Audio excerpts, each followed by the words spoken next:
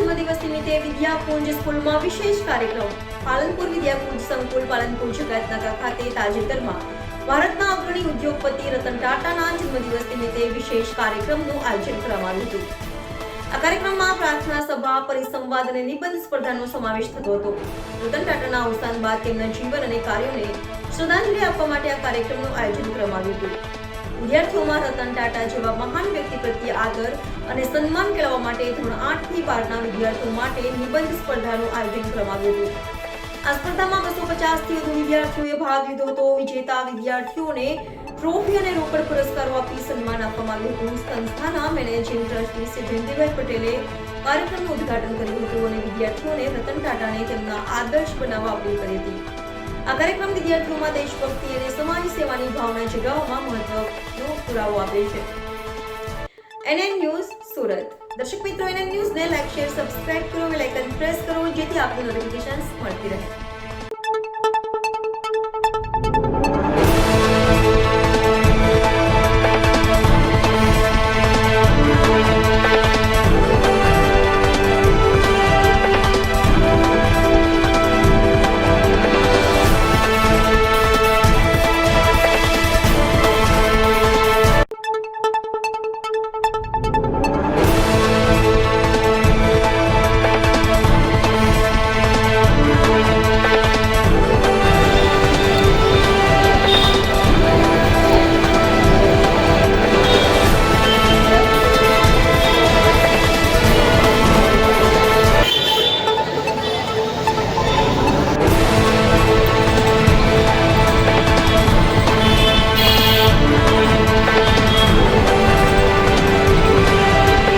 સાહેબ, આજના દિવસનું શું મહત્વ છે શાળામાં અને બાળકોના જીવનમાં? આજે તારીખ 28 ડિસેમ્બર રતન ટાટા જે ભારત રત્ન કહી શકાય સાચા અર્થમાં એવા મહાન વિભૂતિનો જન્મદિવસ છે। વિદ્યાકુંજમાં આજે એમના જન્મદિવસ નિમિત્તે એમનું જીવન વૃત્તાંત, એમનો જીવન સંદેશને એમણે જે જીવ્યા છે, જે કામ કર્યું છે એનું આજે સરસ મજાનું લેખન સાથે પ્રેઝન્ટેશન કર્યું છે। વિદ્યાર્થીઓએ સરસ મજાના એમના જીવન વિશે નિબંધ લખ્યા હતા, તેનું પણ પ્રદર્શન આજે કરી રહ્યા છે। આજે વિદ્યાકુંજમાં આ જે વિદ્યાર્થીઓ જ્યારે 9મી ઓક્ટોબર રતન ટાટા દેહાંત પામ્યા ત્યારે એમના વિશે નિબંધ લખ્યા હતા, નિબંધ રૂપે શ્રદ્ધાંજલિ આપી હતી। એ નિબંધનું મૂલ્યાંકન કરીને આજે એમને પહેલો, બીજો, ત્રીજો નંબર સાથે ટ્રોફી અને પુરસ્કાર, રોકડ પુરસ્કાર પણ આપવામાં આવ્યા છે।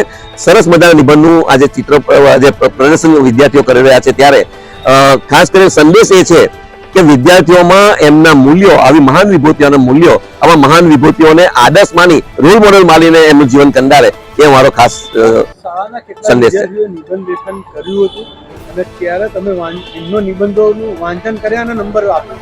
નિબંધ લેખન તો 9મી ઓક્ટોબર જ્યારે મૃત્યુ થયું ત્યારે 10મી ઓક્ટોબરે જાહેરાત કરીને વિવિધ વિષય પર નિબંધ લખાયા હતા। લગભગ અમારા 2 વિભાગ, 8 થી 9 નો એક વિભાગ હતો ધોરણ, અને ધોરણ 10 થી 12 નો બીજો વિભાગ, આમ 2 વિભાગમાં લેખન થયું। બંને વિભાગમાં થઈને 500 જેટલા વિદ્યાર્થીઓ નિબંધ લેખન કર્યું। એ નિબંધો આ 2-3 મહિનામાં વાંચીને 2-3 જણે સોર્ટિંગ કરતા કરતા અમે છેલ્લા અઠવાડિયામાં પહેલો, બીજો નંબર આપી શકાય, કારણ કે અદ્ભુત લેખન વિદ્યાર્થીઓ કર્યું હતું। એટલે આ પ્રકારનું આયોજન આજે સ્કૂલમાં કરી રહ્યા છે।